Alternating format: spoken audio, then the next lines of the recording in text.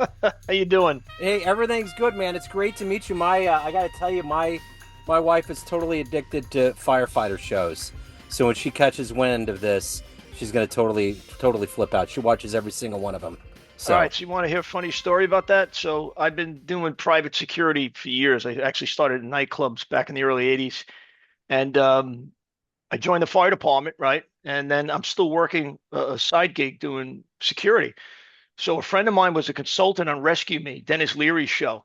yeah, So I'm at an event and he goes, "Oh, Brian, you're going to meet Dennis Leary." And Dennis Leary comes over and he goes, "Hi, man, how's it going?" He's a great guy, great, what do you think of the show? And I smiled. I said, "Wow, my wife loves it." And he goes, "Well, what do you mean? You're fine. You don't like the show?" I said, "Dennis, listen, not for nothing. I know it's Hollywood, but your show, everyone in that show is insane." I says, "Everyone I know is married, multiple kids, working two jobs." And he goes, "Yeah, but who's going to watch that?" So I said, "Yeah, you got a point." I said, "But very entertaining." yeah, for sure, for sure. Well, it's great to meet you. I love your backstory. I love what's going on. So, thank you so much for taking a minute out for the program. I really No, appreciate it. thanks for having me. Yeah, you bet. So let's begin our journey before we get into your good work by asking you this. 6 years ago, this pandemic changed so much about our world. Oh, How yeah. did you get through that era, and how has it changed the way that you operate today? Like so many other people, it was kind of bizarre because I was down in Florida. My son had graduated and went to school in Florida, so we came down here to check the place out. And Florida is one of the places that didn't shut down. But then right before COVID hit in late 2019, I had to go back to New York because my mom got sick and I was the health proxy. And then they locked everything down, and she wound up passing right before Christmas. But the project I was working on, pretty much everything just kind of like shut down. And then I got COVID, wound up in the hospital, and my wife got COVID, and the kids got COVID, and it was just a surreal time. And it was just kind of being able to function, especially a place like New York where they locked everything down. And then for those of us like myself who started to question things, it was kind of bizarre because people would yell at you. I'm like, "Listen, why can't I ask a question here?" I was retired, so I wasn't forced to take the shot, but friends of mine who either for religious reasons or medical reasons didn't want to take the shot were told, cops and firemen, "Well, if you don't take the shot, you're going to get fired." And they were like, "Well, that's not fair." And some of them refused and wound up losing their jobs over this. The same in the military. So that whole thing, and especially now that's what's coming out now about all that time, it just, again, it was just a bizarre time. So for me, everything kind of shut down except for just surviving that, living through it, taking care of my family. And then once we got back into it and life kind of opened up again, uh, I look back at that kind of like I look back at 9/11. It's all a blur. Yeah, It almost seems like it didn't really happen, like yeah. you watched it in a film. And I think that's basically a mechanism to like kind of go past it, because if you just think about it every day, what happened, especially if you believe that things were forced on you that weren't safe, it's infuriating. So to get by is just to kind of like, yeah, forget about it and just move on. Yeah, that's it. You know? I totally get it. But there was something different about that time period. It didn't feel right. Like, I remember being in Europe during 9/11. I was in the back of a water taxi. My dad was born in Brooklyn, raised in Long Island, so he was a New Yorker. And I remember after that happened, I just, I had to try to get back to America. And it was a different time. There was a different level of solidarity. There was no smoke getting blown. We just knew that there was something that needed to be addressed. But with COVID, there was things where none of it ever felt okay. Like there was No. always like, what the hell is going on? So you wear a mask all the way to the restaurant, you ingest large quantities of food and particles and keep it off the whole time and Right, breathe all right. that out. What sense? Like there was so many discrepancies that were Yeah, strange. none of it made sense. And you're absolutely right. The one thing I do remember after 9/11, when first went down, I wasn't home for a couple of weeks. So, think of how hard it must have been for my wife and kids. But when I did finally go home, I just remember for months after that, I had never seen so many American flags. There was no road rage. The people were polite to each other, at least in New York anyway. Yeah, And it was a different atmosphere. And the whole idea of terror is to lock people down and make them afraid to go out and and afraid of each other. And honestly, it had the opposite effect, at least in New York. People came out and they banded together. I remember being down in 9/11, there was celebrities down there handing out sandwiches and coffee and asking, "Can we get you anything?" And it was, like I said, it was a really nice time in that respect where people came together, forgot about all their issues. Like I said, I don't remember a lot of road rage. And then as time went by, people started going back to being people, yeah, and it's like now I don't even know if they still teach it in schools anymore. It's kind of forgotten about. yeah. It certainly is. So let's get into what you're doing now. Obviously, you retired from being a firefighter, but now you're doing something totally groundbreaking. So I want to put you in front of 13-year-olds at career day, and one of the kids wants to know what you do for a living. How do you answer them? So right now I still work security. I work for a family down here. I run a small team of guys and just run the estate. But when I first retired, I was always tinkering and I'm still working on this. But a friend of mine had gotten paralyzed, fell off a ladder. And one of the things that some of us had complained about, especially with the new gear that they brought in the 90s, is that your feet, when ladders were wet, you would slip off the ladder. So I was working on a design for a safety ladder when I saw the movie Concussion, and I had never heard of CTE. And whenever I hear, or read, or see something I've never heard of before, I need to know more. Uh, a friend of mine calls me, Williams, you're a freaking glutton for useless information, and I'll just read and dig again, I'll spend hours researching something. So I started reading about CTE, which took me down this rabbit hole of injuries. And what I didn't realize, the amount of not only concussions, but the amount of kids that are paralyzed and actually killed every year playing football. I was shocked. So I kept reading more and what was being done. And one of the interviews that I had read on YouTube, they were interviewing a guy that was a tester. He had a company that tested equipment for the NFL, and they asked him about Riddell's new helmet, and he just kind of sat back and he goes, I don't know why they keep doing this. The helmet from 30 years ago worked just fine.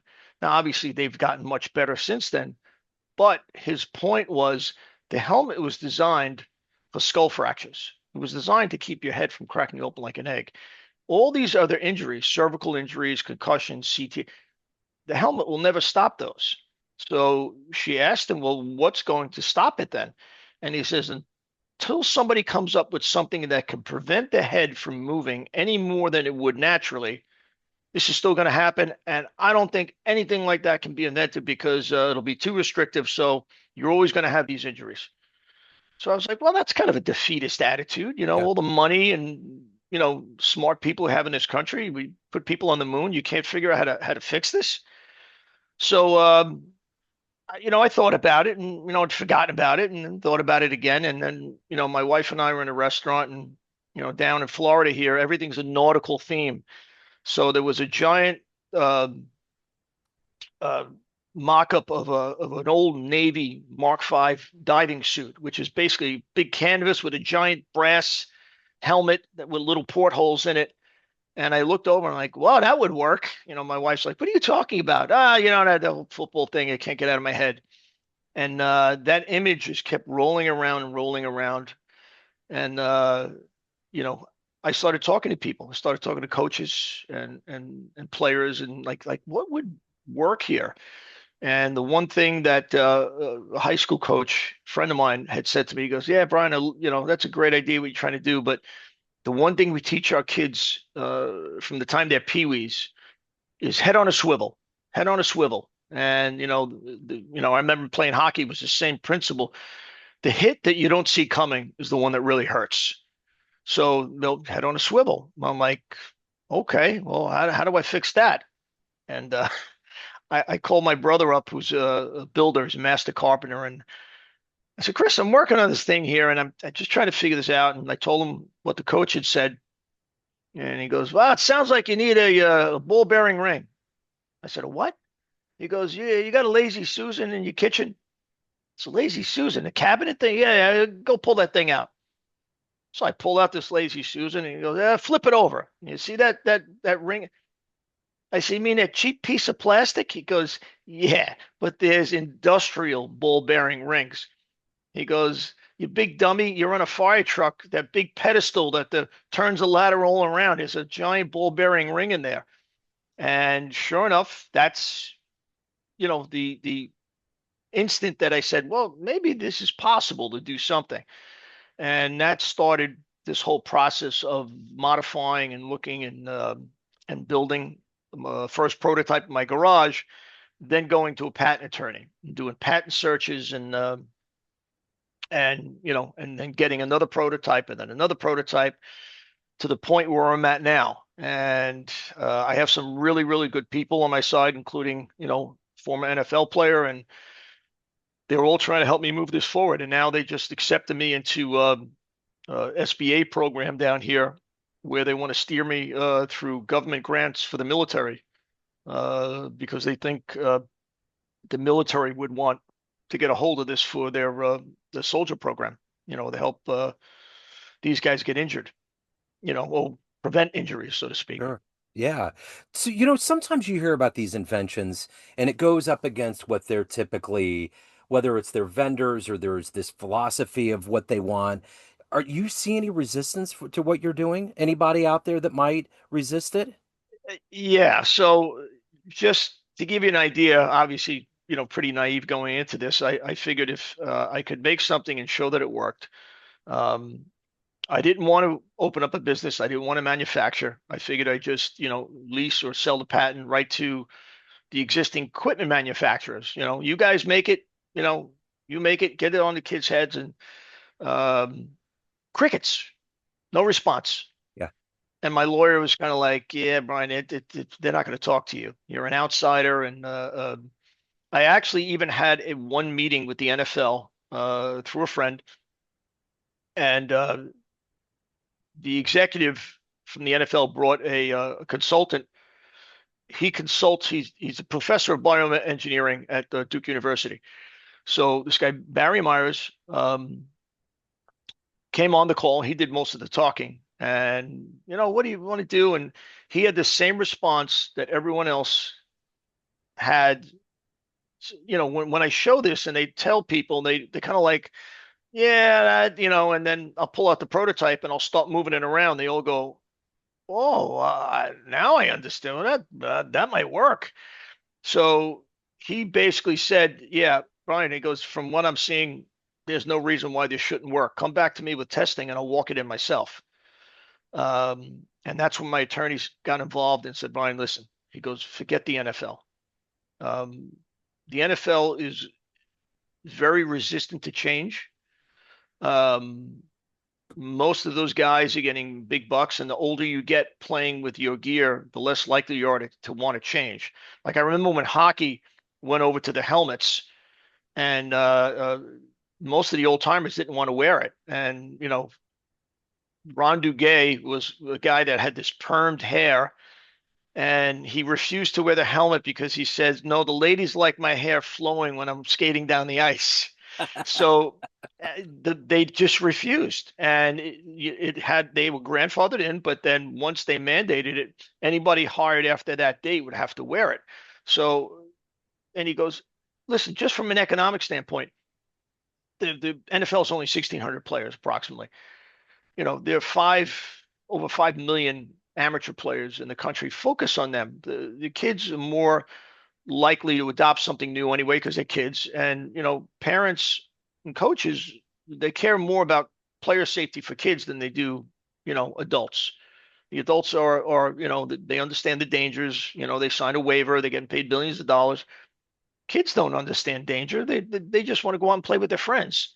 And, to find out that kids are actually dying and getting paralyzed playing a game is horrifying. Yeah.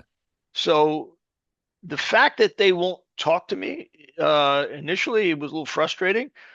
Now it's a little infuriating. Yeah. If you want to tell me why my design won't work, that's fine. I'll accept it and go, yeah, I see what you mean now. But not to say anything and just ignore it. And then your answer to that, have you seen what they're using? What's been approved for safety? So the two things that the NFL has actually approved for players to wear, one thing's called a Q collar. Don't ask me. It's a hard piece of plastic that goes around a guy's neck, and it's based on the anatomy of a woodpecker, if you believe that or not. And the whole idea is, if you get hit in the pressures, it's supposed to cut off blood flow and improve, fluid in the head. I'm like, yeah, I'm not putting it on my kid's neck, or I'm not wearing something like that. Yeah. So the other thing is this guardian cap, which is basically a piece of padding that goes on top of the helmet. Yeah. I've seen that. Yeah, it's just more padding. Yeah. Going back to that original interview that I read, again, it's not going to do anything, as far as I'm concerned. Now, you have some people playing. The NFL is claiming that it reduces concussions by 50%. But then if you read, Chris Nowinski, who's head of the Concussion Legacy Foundation, oh, he took them to town. He asked them, "Where's your data, and how did you come up with those numbers?" They just refused. So then when he asked the makers of Guardian Cap, um, how does this help? Like, what numbers? Well, the NFL has stated that no, no, no. I didn't ask you what the NFL claimed. What are you claiming?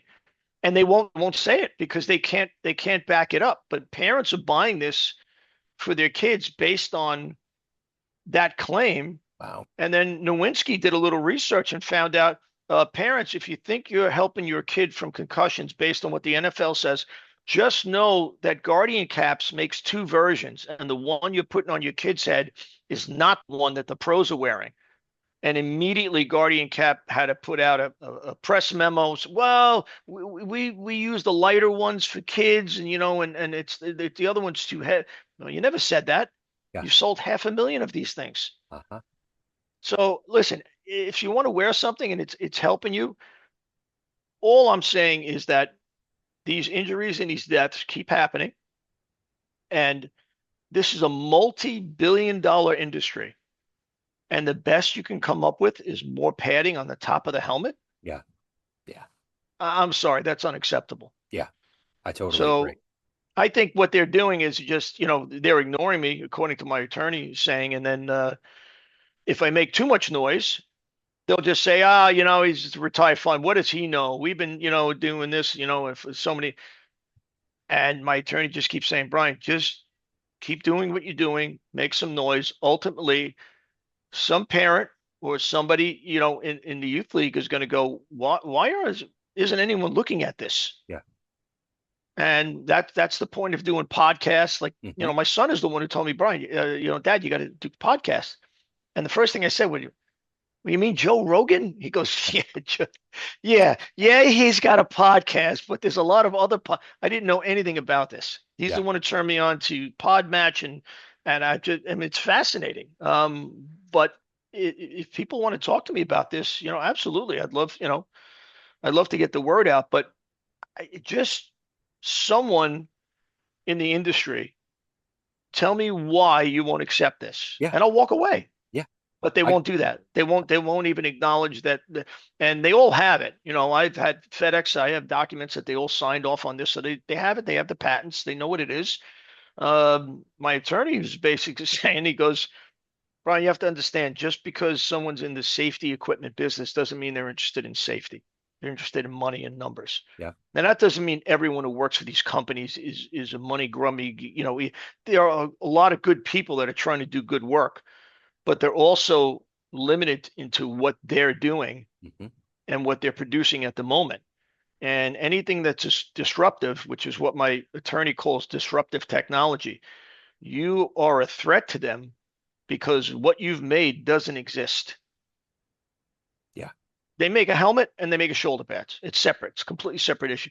You've made a three-piece system now that will, if it's, refined and perfected, will stop these injuries. That's a threat to them because you're not one of them. You're an outsider, and they don't want to deal with you. They're hoping that you either walk away or you just get tired of paying the patent fees, and they'll just file a new patent on it. Wow. So it's definitely an eye opener. Yeah, So absolutely. So let me ask you this. I want to go back to career day. Did you always want to be a firefighter? What was your dream? well, that's weird. I could never make up my mind what I wanted to do. If you go back and look at how many different jobs I've had, um, no, I was really into the martial arts when I was younger, and I met a guy that I didn't know at the time, but he used to own, not own, but own the club that did security for the original Studio 54. And now he had his own company, and they were doing other clubs. And I had met him in scuba diving. That was another thing I used to do, and we kind of hit it off. And so I'd come down to work nightclubs, and and after a few months, I said, "John, you're not paying me enough for this, man." It's like it's every weekend was a brawl. This is back in the '80s when nightclubs are crazy, and they had this big club called the Palladium, and every weekend it was insane. So he said, "Yeah, you know what? We're moving up to some bigger venues. We're gonna do some celebrity stuff, and we have this new client right now. We really think she's gonna take us place. She's about to hit it big." And it was Madonna. So Wow. that was their first big client, and I just stuck with them, and I still work for them. I still do remote work and some computer work for them. So I've been with them a long time. So that I was working with them back. I think it was the mid late 80s that a friend of mine had come to me and said, "Brian, what are you doing?" I said, "No, I'm having a great time, man. I'm a boss." He goes, "Listen, if you're looking to get married to your girlfriend, have kids, you need to get a city job." And I'm like, "City job? I didn't even get out of here, and I didn't want no part of it." But then they worked on me, and then I realized, yeah, that was the way to go. So I took all the city tests, and the police department, fire department, sanitation, and it was really a no-brainer that you took these jobs because it was protection for your family. So I didn't have anyone in my family that were, police officers or firefighters. I took all the tests, but it was simply when they called, I just went because the way my friend described it, he goes, "Look, you have kids now. You can break your leg skiing and be out for 6 months. And every 2 weeks, you got a check coming in and all your benefits covered." And that's pretty much with me what it was about. But during that time, I did all kinds of other stuff. Like I said, I was always doing security, but then yeah, there's a whole litany of things. I was restless, and I had to keep myself occupied. So what was it about your upbringing that gave you this level of ingenuity with what you've designed with the pads and the helmet? And then being a firefighter, because I think firefighters are like the astronauts on Earth. There's so much courage and dexterity and strength that goes into that job. But then on the other side of it, you're inventing and you got this ingenuity. How did this hybrid come together to become you? Well, I'm one of seven, and when my parents would go away, they had to scatter us to their brothers and sisters. So I had different times, different aunts and uncles, and I always went over to my one aunt's house, and she would tell my mom, "Chicken, gotta stop sending Brian here. He takes every toy out of the closet from the kids, and he takes them apart, and I can't get them back together again." So apparently, from a very young age, I always needed to know how things worked. I was always doing puzzles and building models, and my brother became a carpenter. He taught me carpentry. But when I went to the fire department, what was interesting, two things, is that back when I got on, most guys had a trade. So I was always around carpenters, plumbers, masons, electricians, welders, every trade you can think of. there was someone in the firehouse that knew how to do that. So you wind up learning a lot from these guys if you were willing. You go and ask them, and we always helped each other. If we needed to put an addition on our house, or if somebody had to, fix a boiler, there was always, one of us. It was like a barter system. We always helped each other out build this stuff. And what's interesting is the fire department gave out one set of gear for all of New York City. So no matter what borough you worked in, you had the same set of gear. The problem was every borough was different, and the buildings were different. So what I found out in working around the city was that guys would modify their gear to fit the existing buildings that they were working in. They would weld different pieces on it. They would make a 3 foot tool, a 6 foot tool, and it was just their way of working in their environment. Yeah, okay. And some of them would make their own tools. I got taught how to make tools and weld, and so I learned a lot working there from these guys on how to do all this stuff. And that's when, like I said, I had an idea of improving on the safety ladder after my friend had gotten paralyzed. So that's where all that came from. Like I said, I learned a ton of different trades from these guys, and so I was always tinkering. I was always messing around with the tools. I love playing with the tools and trying to make something new. And when this whole thing came up with this helmet design, my attorney said something funny once. He goes, Brian, he goes, I've been doing this for a long time. Most people, at least in this country, most people at one time in their life have a great idea that would probably make them super rich, and they just forget about it. And either it goes by the wayside or somebody else thinks of it, and then 10 years later, oh yeah, I thought of that a long time ago, and but they didn't do anything with it. Yeah. So it takes a lot of perseverance, he said, to keep pushing through from an idea uh, to an actual item that you can you can market, or in your case, lease to someone. As I said, I don't want to fight with anyone. I just want to get this out there and get this on these kids' heads. But yeah, that's pretty much in a nutshell what happened with me. So let's say you have a dream tonight. You run into the 18-year-old version of you and you walk into a room at your age now and there's a film projector. You click play, 60-second highlight reel of your life comes up on the wall. Would that young version of you believe that you've lived this life, that you've all of these things have happened? No, no. Only because I had no idea at that age what I wanted to do. Even, years later, somebody asked me when I was a farmer, what do you want to do? I said, when I grow up, I'll let you know. And this is when I was in my 30s. I was always there, and even friends of mine, Brian, what are you doing today? I said, I'm trying this, and, like I said, I was always doing martial arts. Then it was scuba diving, and I still have my bucket list. I'm still trying to figure out how to jump out of a plane, and, you know, uh, and it wasn't an adrenaline thing, like I'm not an adrenaline junkie. Some people are adrenaline junkies that love roller coasters. I can't stand roller coasters because I have absolutely no control. And I don't like that. I just want to try everything, or at least things that I was, able to do. And I still do that. There's still places I want to go and I want to travel, but this thing, I don't know why it was such an itch that I had to scratch in the back of my head, and I couldn't get rid of it. And I spent months, thinking about it and then letting it go, and then a few months later, it's not like this was all overnight. It just wouldn't go away. So I finally had to do something about it, and that's when I started working in my garage, and it's gotten to the point we're at now. So in that 60-second highlight reel, what are you the proudest of? What are you the happiest about?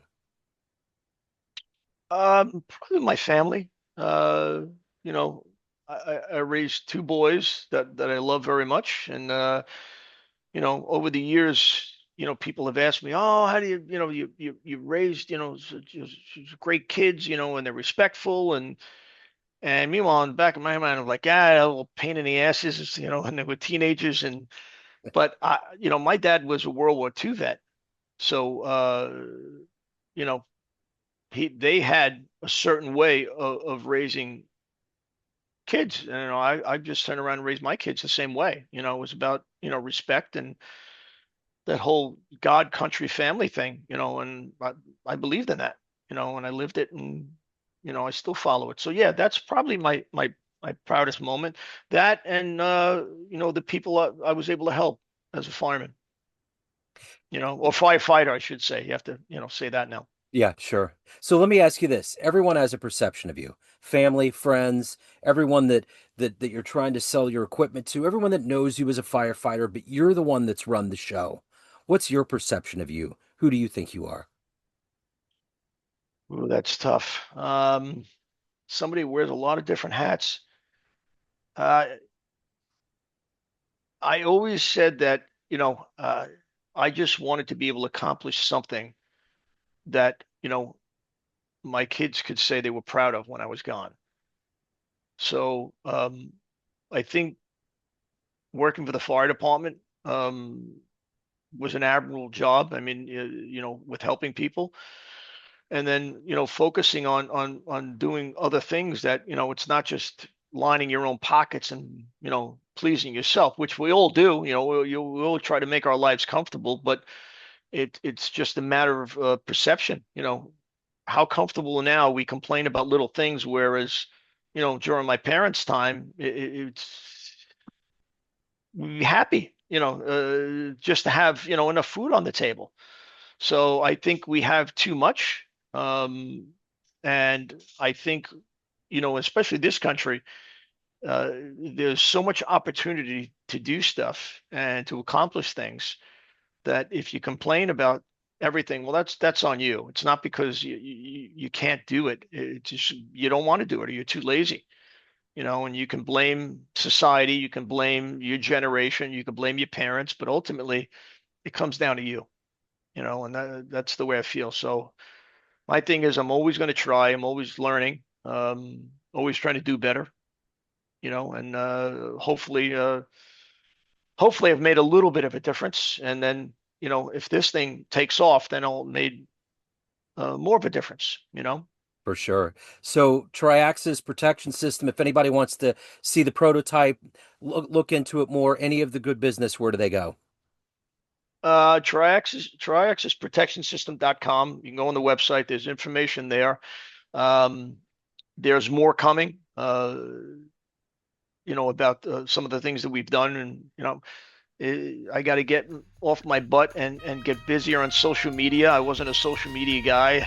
So my son has been yelling at me about that. Uh, there's a lot more coming, and hopefully it's going to be good news in the future as far as moving this thing forward. Absolutely. Well, I'll shout this from the mountaintops. Brian, it's been an honor. Thank you, sir. Thank you for taking a minute out, and best of luck with this. Well, Joe, thanks for helping. Any little bit, all it takes is one person to really get this thing moving. But thanks for having me. It's been great talking to you. Yeah, great.